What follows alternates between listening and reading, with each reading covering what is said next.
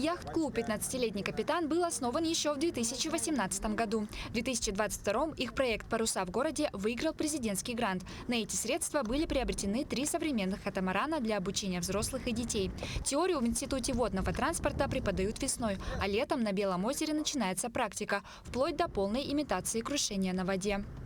Сначала здесь идет теоретическое занятие, потом на воде идет, обучаем, проверяем, когда идет уже после занятий разбор полетов идет, ошибки разбираем. Вот.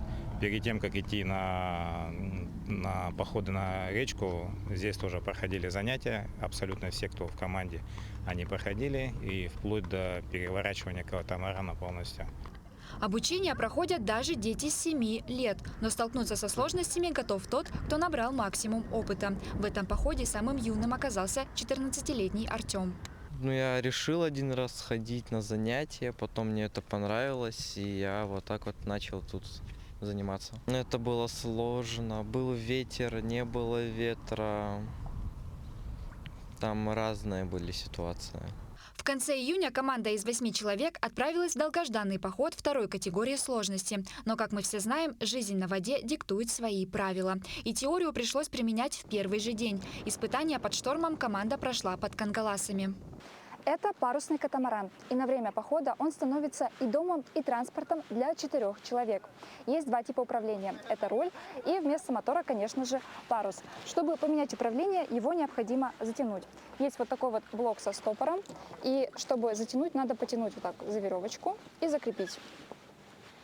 Также, чтобы уменьшить парус, например, при шторме, необходимо продеть вот такие вот веревочки в люверсы. Парус уменьшится, скорость тоже уменьшится, но зато вы сможете безопасно доплыть даже при самом шквальном ветре.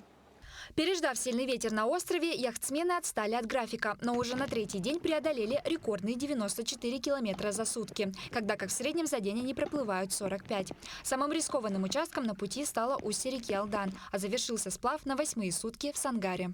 Тут очень много зависит от умения поймать ветер. На 3-й день мы прошли очень много, 94 рекордных километра.